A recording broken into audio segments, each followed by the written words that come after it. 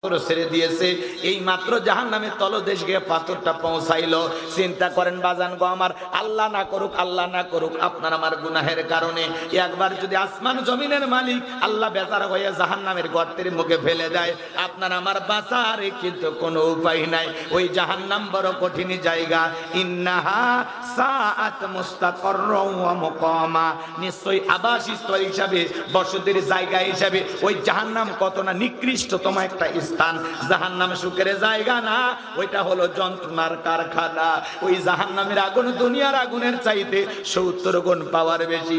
একবার যদি কারো দেহের জাহান্নামের আগুন লাগা যায়, দেহটা পুড়ে কয়লার মতো কালো হয়ে যাবে।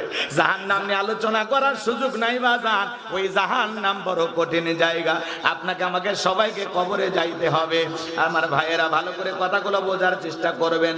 আমার আল্লাহ রাব্বুল আলামিন বলেন, ফামাই আমাল মিসকাল যাররাতিন খায়রান ইয়ারা ওয়া মাই আমাল মিসকাল যাররাতিন শাররান ইয়ারা।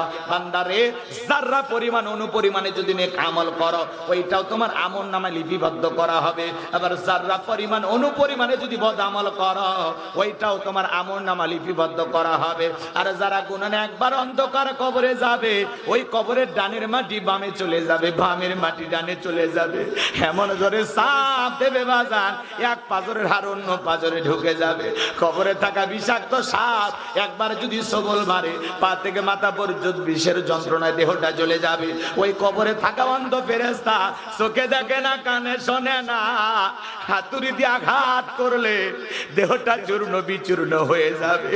ওই কবর হলো সাপ বিচ্ছুর কারখানা। কবর বড় কঠিন জায়গা, কবর বড় কঠিন জায়গা।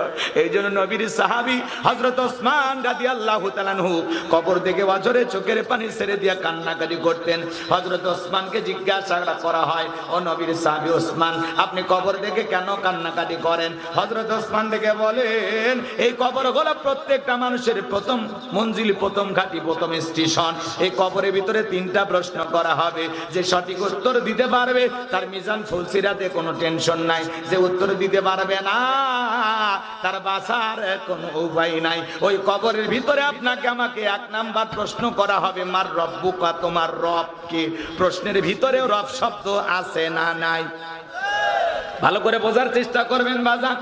এই দুনিয়ার জমিনে রবের গোলামি করেছে যারা, এক আল্লাহর ইবাদত করেছে যারা, যারা সিরাতাল মুস্তাকিমের পথে পরিচালিত হয়েছে, যারা রাসূলের রেখে যাওয়া আদর্শ মোতাবেক চলেছে, যারা রবের গোলামিতে সারাটা জিন্দেগি কাটায় দিয়েছে, যারা আল্লাহর খাঁটি মুমিন মুত্তাকি বান্দা ছিল, নেক আমল করে কবরে যাবে যারা, সঠিক উত্তর দিতে পারবে তারা।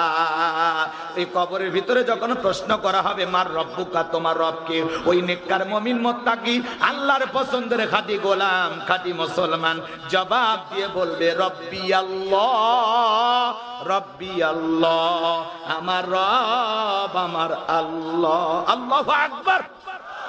কিন্তু যারা নাফরমান, যারা গুনাহগার, যারা দুনিয়াতে বলেছিল খাও দাও ফুর্তি করো, দুনিয়াটা মস্ত বড়, যারা শয়তানের ওয়াসওয়াসায় পড়ে মিসগাইড হয়েছিল, ভুল পথে পরিচালিত হয়েছিল, যারা গুনাহের সাগরে হাবুডুবু খেয়েছিল, গুনাহ করে অন্ধকার কবরে যাবে যারা, প্রশ্নের উত্তর দিতে পারবে না তারা।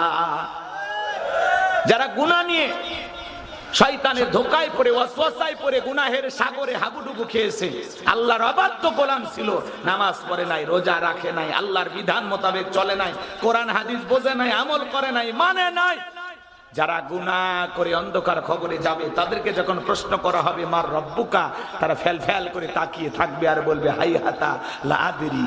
তারা আফসোস করবে, বলতে পারবে। তাহলে কবরের 1 নাম্বার প্রশ্ন, মার রব্বুকা। রব শব্দ আসে না নাই? কথা বলে না কেন? জীবনের পরতে পরতে সব জায়গা রব। কবর কিন্তু জায়গা ভালো না। নেক আমল করে গেলে কবর তাদের জন্য ভালো, কিন্তু যারা বদ আমল করে যাবে, অবাধ্য আল্লাহর গোলাম হয়ে যাবে, কবর তাদের সাথে ভালো ব্যবহার করবে না। কিন্তু কবর কঠিন জায়গা। দাদা গেল আসলো না, বাবা গেল আসলো না, আপনি আমি একদিন যাব, কেউ ফিরবো না। কবর বড় কঠিন জায়গা। কথা বলেন ঠিক কিনা? এখান থেকে ফোন দিলে আমেরিকার খবর পাওয়া যায়, কিন্তু 3.5 হাত মাটির নিচে কবরে কি হয় দুনিয়ার কোনো মানুষ জানতে পারে না। ভারতের কিছু যুবক ইউটিউবার তারা রং ঢং করার জন্য চিন্তা করে আমরা এত তথ্য পাই, দেখি তো কবরে কি হয়। এই জন্য তারা একটা লাশ কবরে রাখার পরে আমার ভাইরা সেখান থেকে কিছু ভিডিও নেওয়ার চেষ্টা করেছিল, সব পুরে ছাই হয়ে গেছে। আমার কিছু যুবক বলে না এইভাবে হবে না, কি করা যায়, আমরা কবর বানায়া ঘুমায়া থাকবো, দেখি তো আসে কিনা, কিছু হয় কিনা। ভিডিও বানান নিয়তে কবর বানায় শুয়ে আছে, ওদের যন্ত্রপাতি পুড়ে গেছে।